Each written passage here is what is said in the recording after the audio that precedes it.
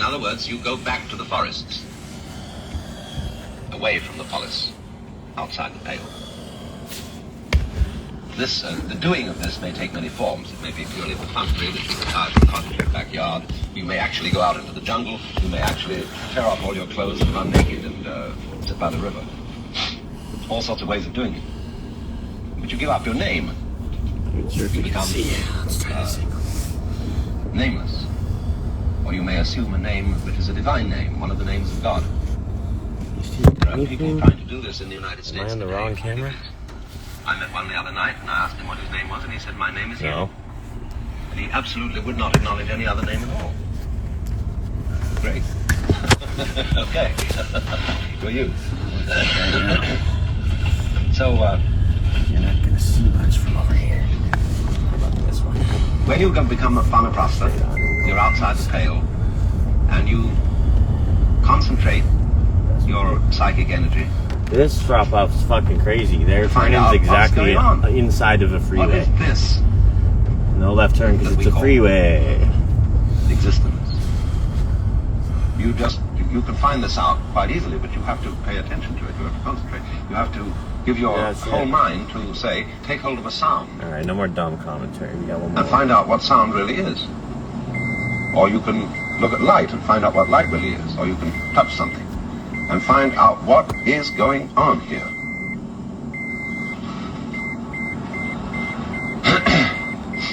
And when you find out, you stop being anxious.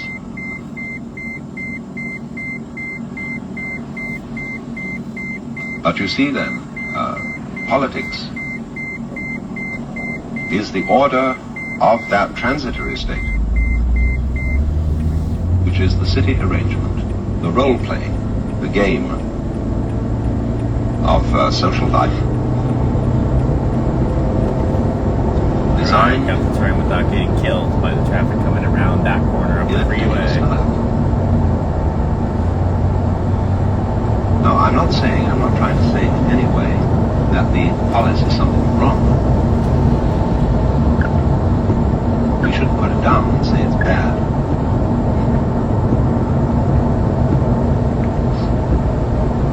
The only thing that could be bad is to take it too seriously. In other words, if you take the fundamental idea that the whole universe, all its forms, all the forms of biology, all the different species, the giraffes, the rhinoceroses, the baboons, the roses, the eucalyptus trees, etc., everything is a form of biological game. It's a dancing thing going on, different styles. And we wouldn't want to say to any of those things, you shouldn't have them. Only miserable because they're people all the great that. Maya, the great illusion, the great play. And so the polis, the human community, organized with division of labor, with classes, pure misery with to try and terminate something that's all the actually complications of economics and banking and transportation and so on and so on and so on. All this is a particular kind of play. And each form of it is as legitimate as, say, different kinds of dancing, a waltz, a rumba, a foxtrot, a frog. All are perfectly legitimate forms of dancing. That's my favorite one, frogs. But the important thing to understand, what the sannyasin, the shramana, the man who goes outside the pale, is saying is, please people who are in the pale, my existence reminds you that you're only playing. Don't take it too seriously. Because if you take it too seriously, you're going to start destroying each other and fighting and saying, this city against that city, this country against that country, so on. Because you're too involved. Even in one city. Landlords versus the fucking people. Every sane society allows a certain number of people to deviate. Monks, some sort of outsiders. It says you don't have to join. You don't have to play the game. A society which is insane and unsure of itself cannot allow that to happen. It says everybody must join. Everybody must work. Everybody must belong. And then freedom disappears. Because as a matter of fact, the anxiety is if you say, well, you don't have to join. There are conditions under which you can go out. Then a lot of people get together and say, well, what would happen if everybody quit? I asked, what would happen if everybody decided to take American Airlines Flight 3 to New York tomorrow. Well, they just wouldn't get on. I mean, and they won't anyhow. Because a lot of people aren't interested in that, are not ready to quit. That doesn't mean that they're inferior. The acorn is not inferior to the oak tree. It's a potential oak, but as an acorn, it's just as beautiful and lovely a thing as a full-grown oak is. A baby is as lovely as an adult, sometimes a great deal more lovely. So a person who is in a beginning state of evolution is just as marvelous as a person in a high state of evolution. Just as much a manifestation of the divine dance. So, when a society allows a certain number of people to withdraw, it should have no anxiety that everybody will want to withdraw. Because some people are absolutely fascinated in competition, in being involved, in playing the game. They should be. It's fine for them. But we are witnessing in the United States today a great motivation for withdrawal. It's simply because we haven't provided for it. We haven't, there's no opportunity for a Protestant to become a monk, or a Jew. The Catholics have half-heartedly provided for this sort of thing. And there have to be people who stand outside the game and do not identify themselves with a class, with a name, with an ego, with a persona, with a role. And a society which cannot tolerate that is weak and in grave danger of dissolution. A society which can tolerate it is sure of itself inside. Senile society with very little blood flow. Insist on. It's old. Everybody out of agreeing date. with the way you see Blood things. has ceased to flow. It's got nothing. That's the nature of democracy. Say, and waste. you have a right to do it. We need to thingify this shit into the young, the arcadified. So, furthermore, underlying the nature of a democracy is the notion of mutual trust. And this is difficult in a polis.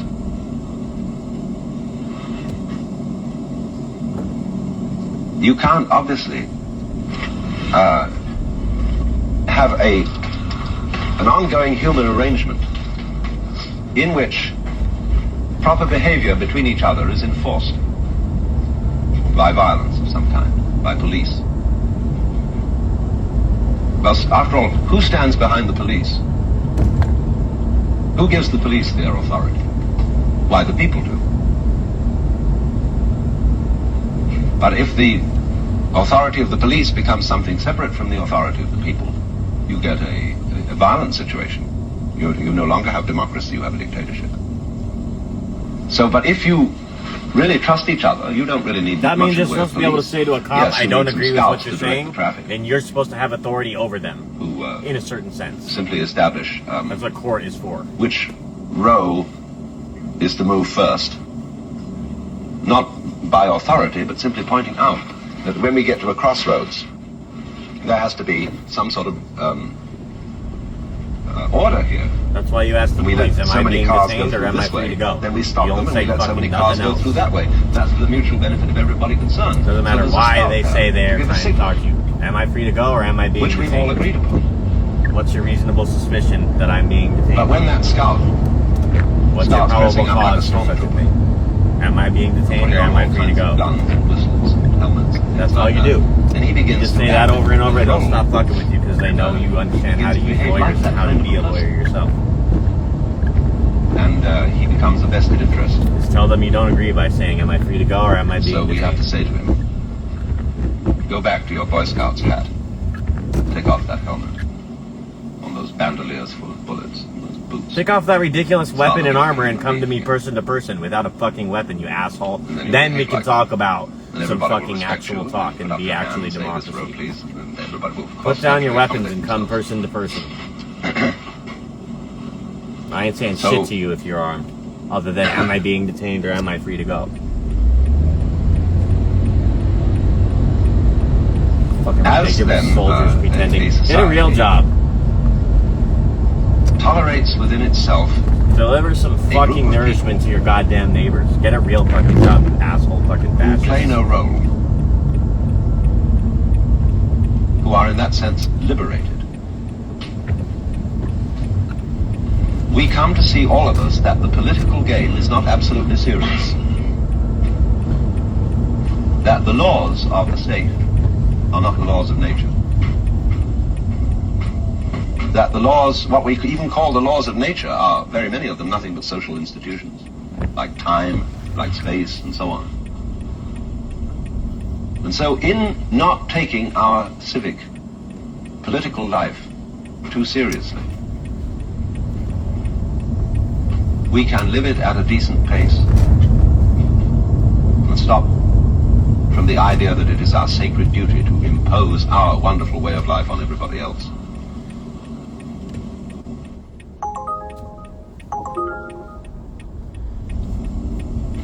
And that, you see, is a quality of humor. When you don't take yourself too seriously, then you can laugh at yourself. And this is the most essential ingredient for a politically healthy people, is to be able to laugh at themselves.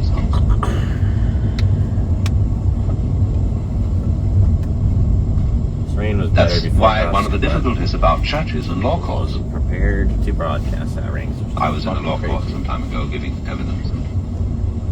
The two accused people were smiling, and the judge hit the gavel. He said, you two young gentlemen should realize that you're on trial for a very serious crime, and that this attitude of laughter is disrespectful to the court. And their attorney got up and said, Your Honor, this is the first time these two men have ever been in court, and they don't understand what the rules are. Well, he said, it's high time they did.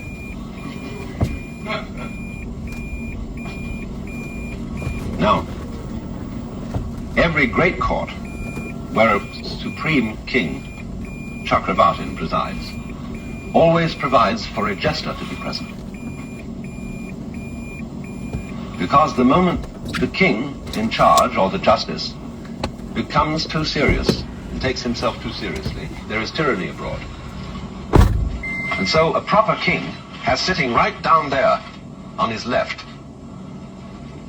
a actor in cap and bells. And in ancient days, the people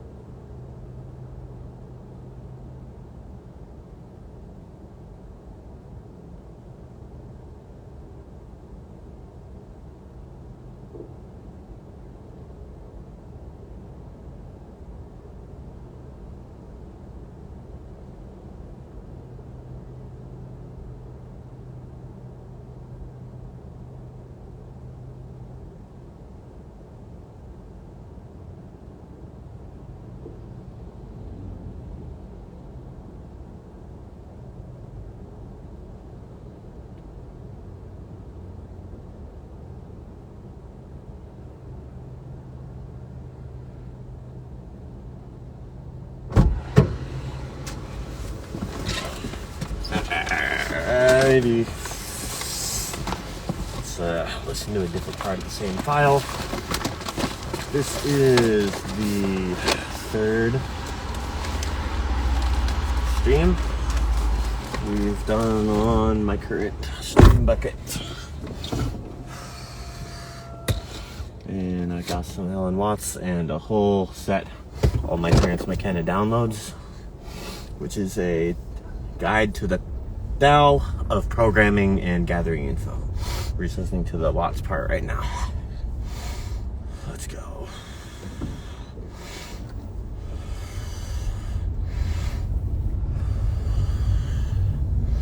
Okay, back to the YouTube.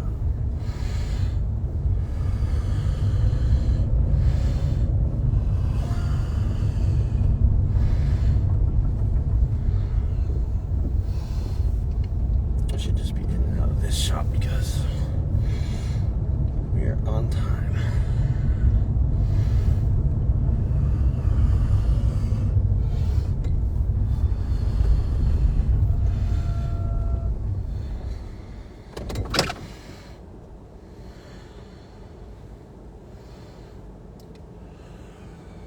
Was somehow corrupted the preacher, and we need to inquire as to why this is so.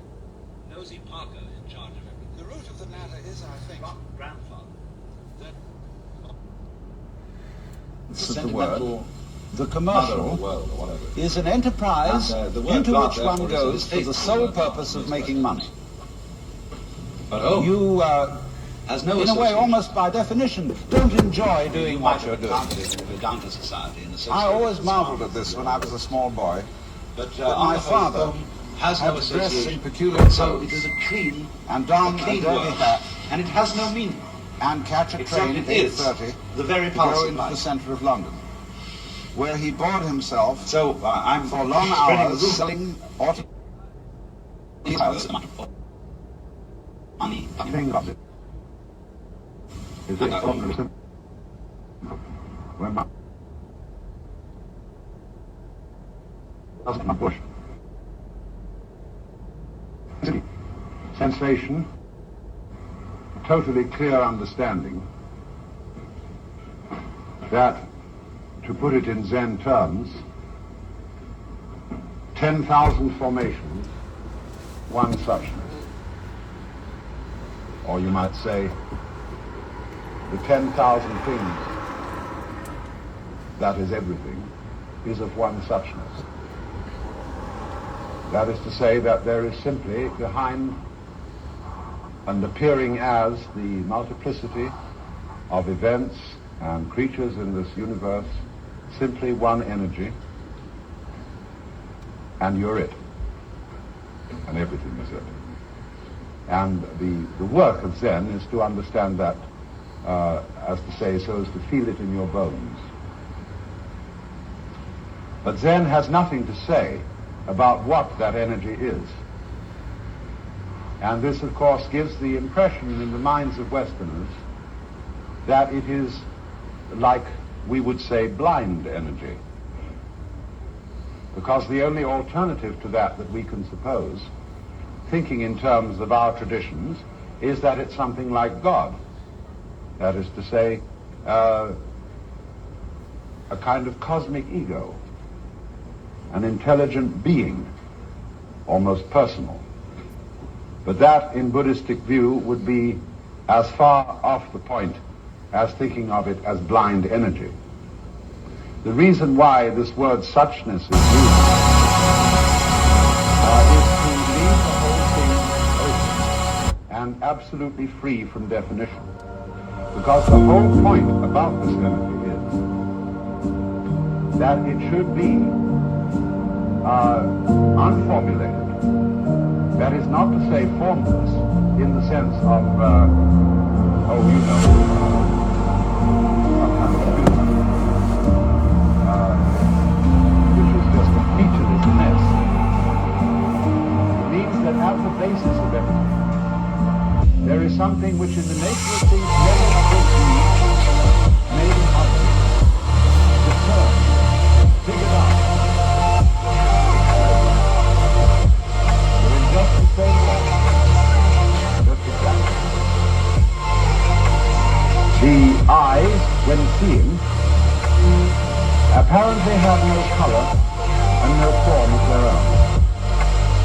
if the eyes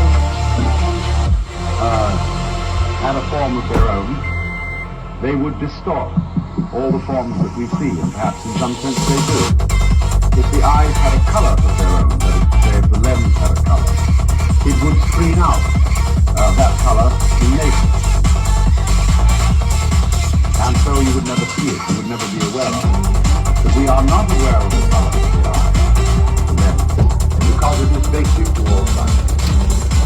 So in exactly the same way, one would never be aware of the structure, the nature of the basic energy of the world, because you are it.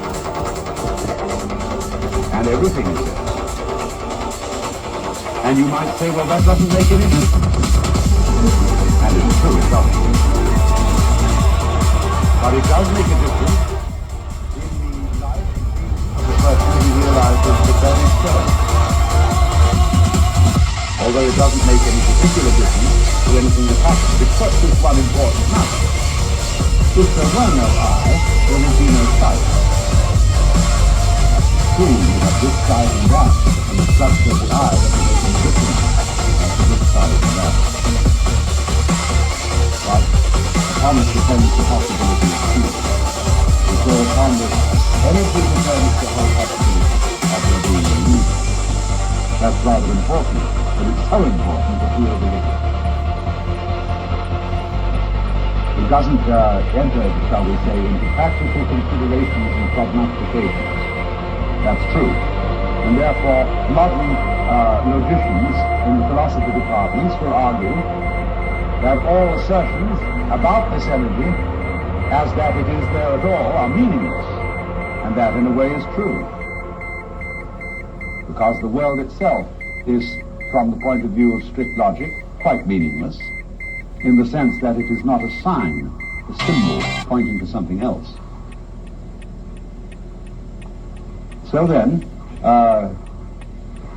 while that is all taken for granted, it nevertheless makes a great deal of difference to how you feel about this world, and therefore to how you act, if you know that there is just this, and that it is you, and that it is beyond time, beyond space, beyond definition, and that if you clearly come to a realization that this is how things are, it gives you a certain bounce. You can enter into life with an abandon, with a freedom from basic terror, which you would not ordinarily have. Yes, you can be very hooked on the form of life which you are now living. You can consider that myself, as Alan Watts, an immensely important event, one which I wish to preserve and continue as long as possible. But the truth of the matter is that I know I won't be able to. And that everything falls apart in the end. But if you realize this fundamental energy, you have the prospect of appearing again in innumerable forms. All of which, when you're in them, will seem just as important as this one you have now. It's problematic. Only this is not something to be believed. Because if you believe that is so, upon hearsay, then you have missed the point. You don't need to believe it. You don't need to formulate it. You don't need to hang on to it in any way. Because you can't get away from it. There is no need to believe it. And if you do believe in it, it indicates that you have no doubt. That is why Zen is called the religion of no religion. You don't need, as it were, to cling to yourself. Faith in yourself is not holding on to yourself. And that is why when some Zen master is given by his student the statement, 10,000 formations, one substance, Zen master says, get rid of it. And that is why also in the practice of certain forms of Zen meditation, there is a rugged struggle of the person to get beyond all formulations whatsoever, to throw away all hang-ups, to endure long hours of sitting with aching knees and perpetual frustration, trying to get hold of what all this is about. With tremendous earnestness, I've got to find out what the mystery.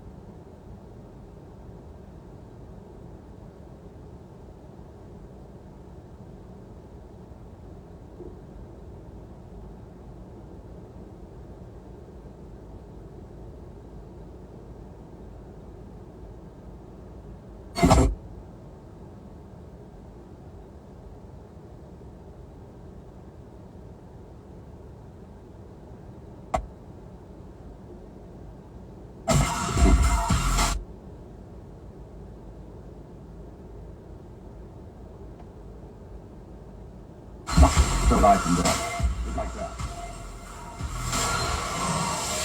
And that's what Zen about. And that's all it's about. Of course, other things derive from that. In Zen training, the first thing to do is to understand that, to get the feeling of its complete obviousness. But then, what follows from that is how does a person who feels that way live in this world? What do you do about other people who don't see that that's so?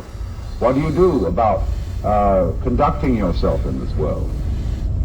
That is the really difficult part of Zen training.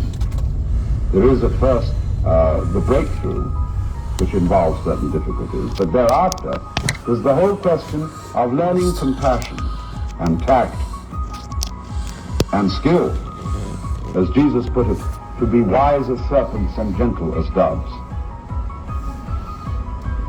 And that is really what takes most of the time. You might divide then the training in Zen into two stages corresponding to the two great schools of Buddhism. The Hinayana stage and the Mahayana stage.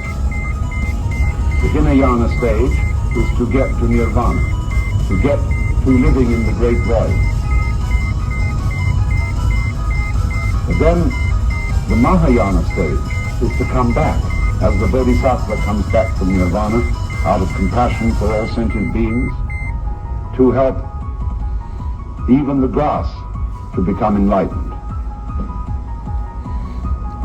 And so it is that Mahayana aspect of Zen which occupies most of the time of learning to be proficient in Zen. Well, I say this by way of introduction, just to make everything clear from the start. And without being deceptive about it, or befuddling you with Zen stories.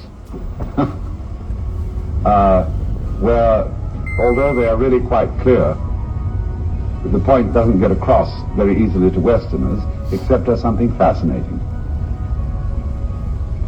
The principle, of course, underlying Zen stories, with all their strangely seeming irrelevant remarks, is quite simple. It's all explained in the Sutra of the Sixth Patriarch, Hui Neng, when he says, if somebody asks you a question about matters sacred, always answer in terms of matters profane. If they ask you about ultimate reality, answer in terms of everyday life. If they ask you about everyday life, answer in terms of ultimate reality.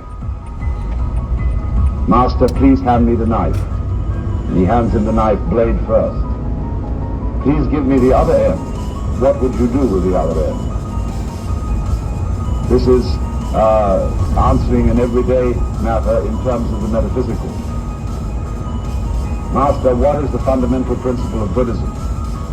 There is enough breeze in this fan to keep me cool. That is answering the metaphysical in terms of the everyday. And that's more or less the principle it works on. Now, people who go to Japan to study Zen have read about it in the writings of Suzuki and R.H. Blythe and myself, and very often they're in for a curious shock. They suppose that Zen people are kind of Quakerish. That is to say, very simple, very unritualistic, iconoclastic, because they've read stories about tearing up sutras and burning Buddhas. And they suppose also that Zen people live with the utmost frugality and simplicity in very plain dwellings. And they are shocked to find that procedures in a Zen monastery and Zen temples are highly ritualistic.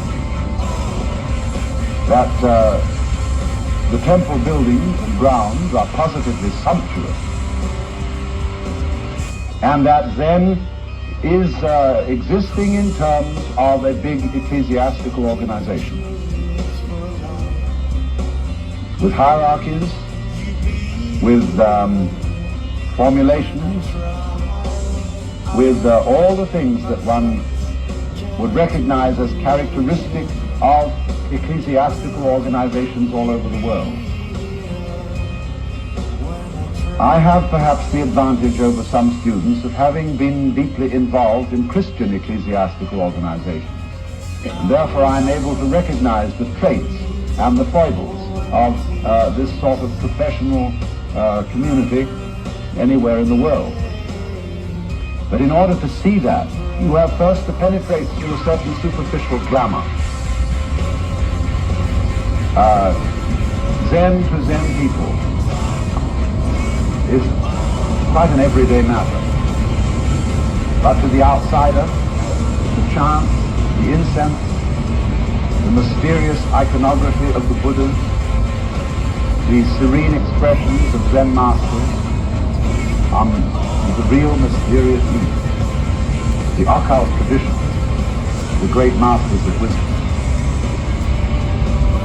And I suppose likewise, to some Indian or Japanese visitor, the mysteries of the Catholic Church must be very glamorous and appear in much the same guise as their things appear to us. Now it must be understood, therefore, that Zen in Japan today has indeed hardened into a traditional ecclesiastical tradition, you know. Most of the monks in the monasteries are the sons of priests.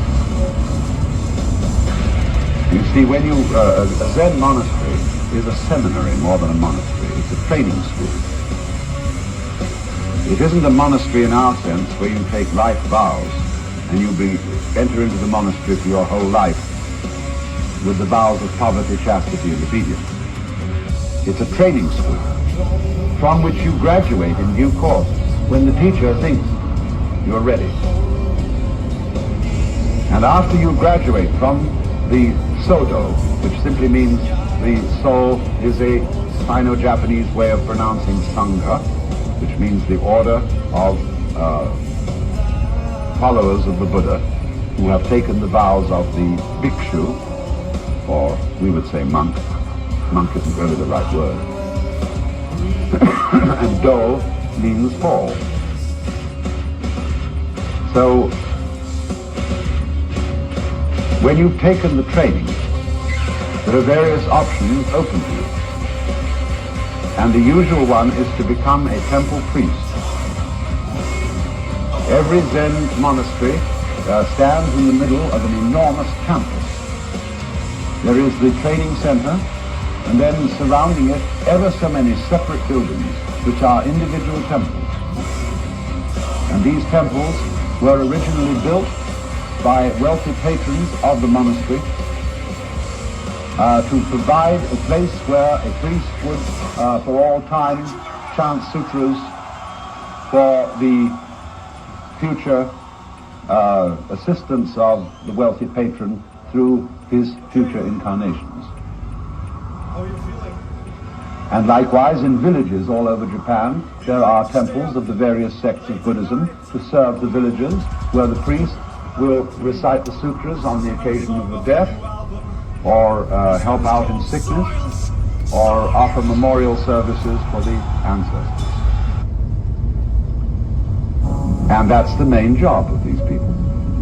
Occasionally they will take a few students for meditation, but by and large the Zen priest is a sutra chanter, and this is true of almost all Buddhist priests, serving the community in much the same way as a Catholic priest serves a parish. But you see, these temples are passed down in the family from father to son. So my oldest son should take over the temple from me if I'm a priest. So I say, you go to the Zen monastery and you train there until the teacher says you're ready, and then you can come back and help me out around the temple, and when I die or retire, you take it over. So most of the boys, and they are boys, many of them just out of high school, some of them are just out of college. The Zen sect runs one or two colleges to prepare its students for the monastery, and therefore the college curriculum is oriented in a Buddhist direction, as well as teaching some basic subjects, mathematics and literature and so on, at college level.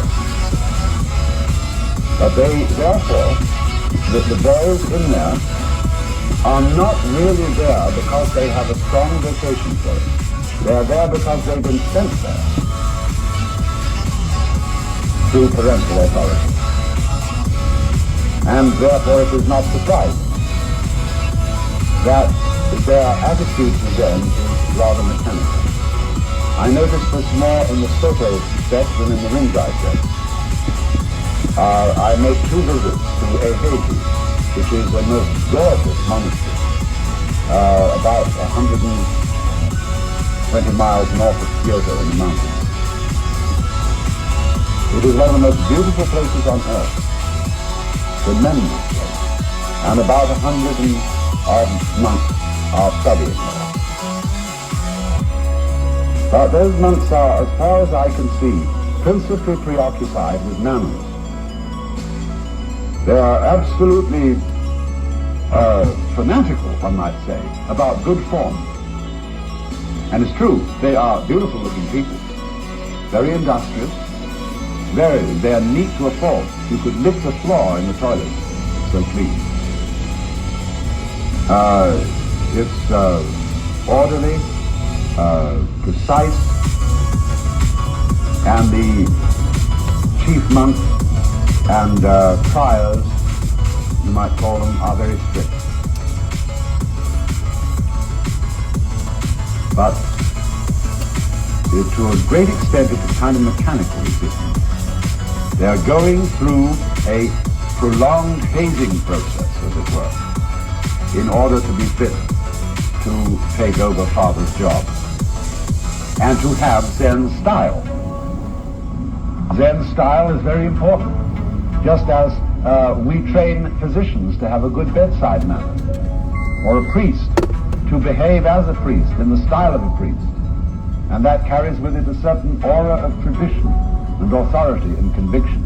And so these boys are trained very carefully to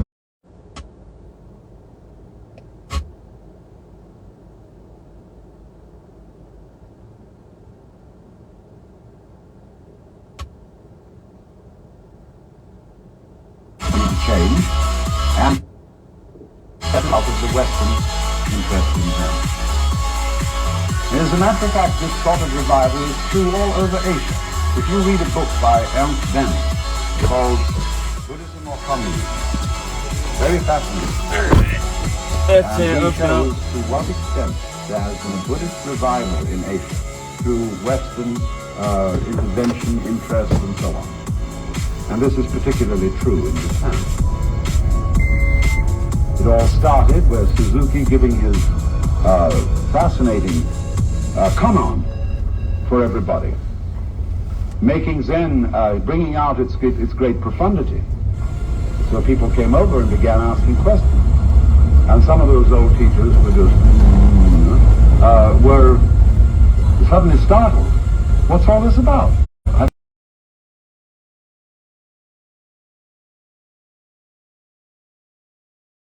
very good for the situation. But in the ordinary way, I must tell you, it is so funny. I went to the opening service of the ecclesiastical year at Daitokagi.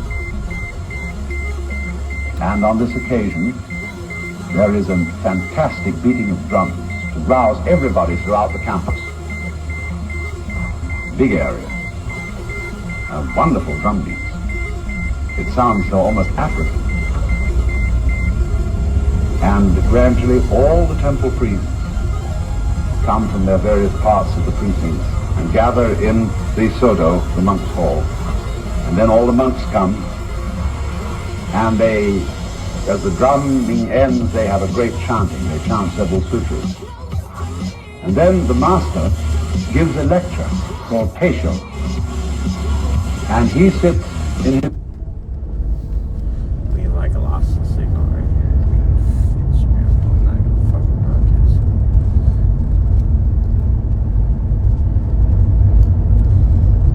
It's on the map.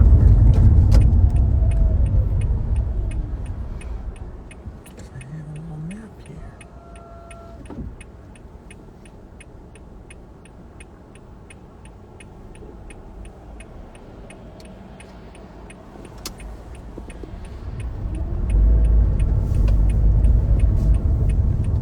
throne with a reading stand held up in front of him by one of the monks.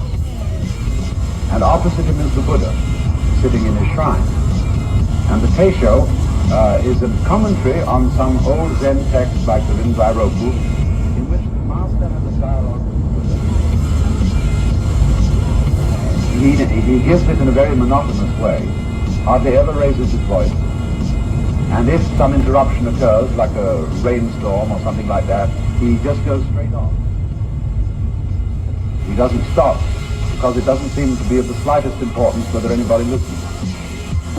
During this period, clever monks go to sleep. You can tell by a slight drop of their shoulders, sitting there, they're meditating, that actually they're asleep.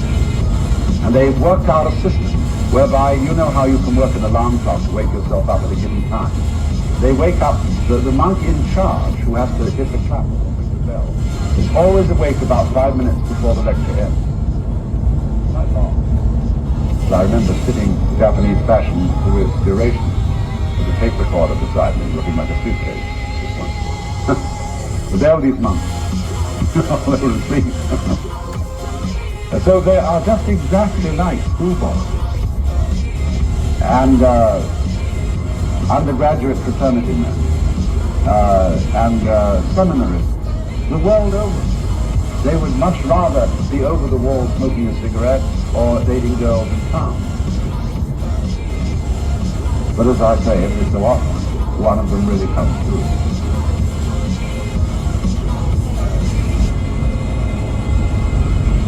So, then Westerners, you see, are bothered also by the ritual and the splendor. To give, I'm sure many of you here have been to Japan and seen, but it's what I would call aesthetic luxury. Imagine living in rooms where the screens that divide rooms are covered in gold leaf and painted by the most gorgeous artists of all time. Seshu, the Kano, and so on. Here you are, and you've got outside your window gardens which are beyond belief in beauty and marvelously tended. True, you do yourself, even as a temple priest, kind of a top dog, you do a certain amount of the work yourself in keeping this place tidy. But that's pretty much what you have to do. And scrounge around for fun. That's the real problem these days. Since just before the Second World War, the Buddhist church, or Buddhist churches, were disestablished. They were deprived of an enormous amount of their lands and endowments by the government. And so as a result of that, every temple on a temple campus has to make do somehow. So what do? Some of them have opened restaurants, very good restaurants. Some of them are tourist centers, and they like Daisen in Daitokuji, where they encourage people to come and look at the garden. And one of the monks gives a lecture, even in English, which he's learned by heart, to explain the symbolism of the garden. He invented it himself, I found out. Yes. He's made it up. And he gives the speech in English with great eloquence and with a wonderful twinkle in his eye. He's a very nice fellow. So, but there they do these things, like Mr. Ogata at Shokokuji has opened a studies center for Westerners, the library. All this is done to maintain the temple in existence. And otherwise they just get closed down and they fall apart. The government does give some grants, especially where a temple houses a national treasure. Say, there's a temple in Daitokuji where the priest is a Mr. Kobori. And he's descended from the great family of Kobori Enshu, who was a master gardener. And he's a wonderful man, speaks beautiful English, and is very good at calligraphy. And his temple houses two of the most valuable paintings in the world, which are the Persimmons and the Chestnut by Muchi. And so he is very happy to entertain Westerners on a sort of individual basis to see these things and drink tea, realizing that these Westerners will kick in a donation. And the temple badly needs a donation because it has to be completely repaired. They're very clever at that, the Japanese carpenters. They can take an old building and underpin it, reconstruct it, put in new beams and everything, and it's exactly like it was before they started, except it's been simply reformulated. If the temple gets burned down, they have models and plans, and they can make it exactly as it was. Most of the ancient buildings in Japan have all been burned down, and they're actually quite modern. But they're perfect replicas.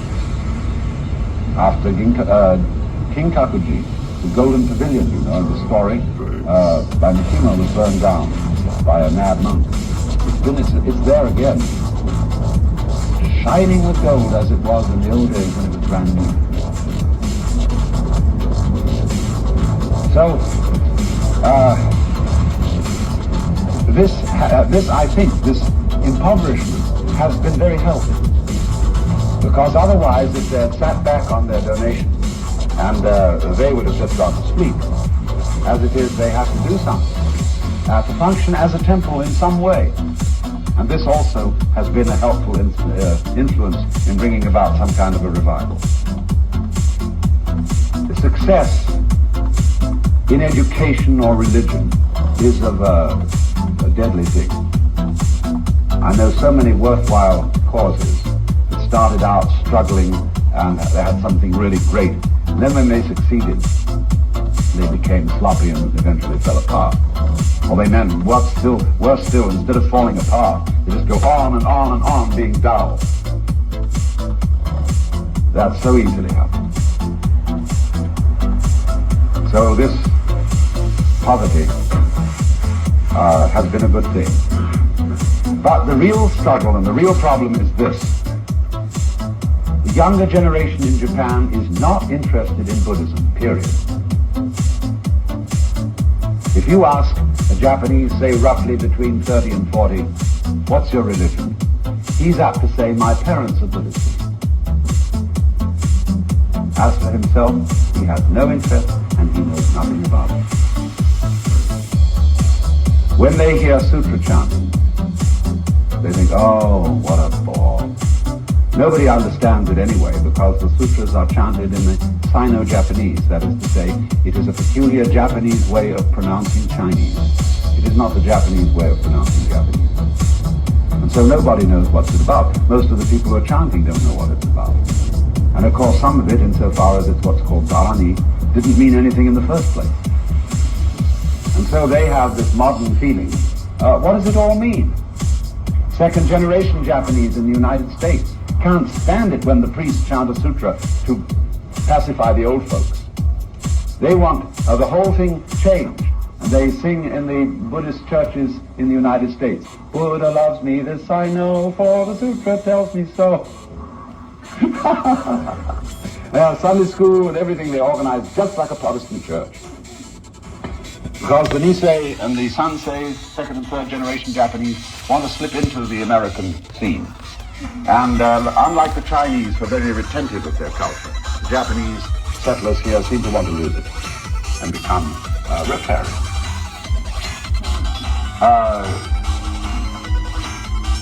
And so in Japan today, much the same situation prevails. There is an extraordinary outbreak of new religion, which we here would call cults, like Tenrikyu and so on. But so far as Buddhism is concerned, the younger generation couldn't care less. And that's why, you see, the only young people who frequent the temples, by and large, are priests' sons. The average young man in Japan today is full of energy. So are the girls. They are the most marvelous people. The children would thrill you. They are so beautiful and intelligent and polite and gay. And but they are breaking away totally from the older people. In fact, many young people in Japan hate to go home after school because they feel the atmosphere of disapproval on the part of their parents and grandparents is so thick you could cut it with a knife. So instead of that, they wander the streets. Not in a rowdy way at all. But they just like to be away and be on their own. So they go to, first of all, pachinko parlors. A pachinko parlor would be a store about the size of this one, lined entirely with pinball machines. And you get a handful of steel ball bearings and you put those into that machine, and with fascination you watch that hour after hour after hour, and the machine is rigged so as to give you back just enough balls to keep you going, you see. And you win little prizes like a package of cigarettes or something like that. Nothing much, it's not real gambling at all. It's just a fascination. And you can hear these things going clink-a, clank-a, clang, clatter, clatter, clatter. Every village has one, at least one. The other thing they do is go to coffee houses. And coffee houses are of various kinds according to musical classification. Western classical, modern jazz, Dixieland, various things of that kind. And the music is turned up full strength. There are two reasons for this. One is that in the Far East, people don't feel they're getting their money's worth unless they get their radio as loud as possible and keep it on all the time. The other is the loud music drowns out voices so that you can talk to another individual without being overheard. And so the coffee house is a great center for dating. You take a girl there, and they have a thing they call getting to know each other, which has never happened in Japan before. The only way in the old style, high civilization of Japan to meet a girl was to have tea ceremony, at which of course there would be chaperones and the conversation would be utterly stilted. So getting to know a woman, the only possible way of getting to know a woman in the old world of Japan was to make friends with a geisha. Geisha are entertaining girls. They're not harlots, they're not prostitutes. They are highly cultured women, specially trained to entertain men and to help men entertain their men friends. So and that's rather expensive to hire geishas. So that's a luxury. For the ordinary person to get to know a girl was very difficult. I mean get to know a girl as a human being. Person. So this is what is now happening. And the parents disapprove, and they disapprove of everything the young people are doing. Their clothes, their interests, their lack of reverence for the ancient traditions, and their increasing westernization. So there it goes, down the drain. The whole culture of the past, rather swiftly. It's true that the Japanese have their own way of being westernized. Their television is distinctly better than ours. Some of their nightclubs fascinating. Some of their mechanical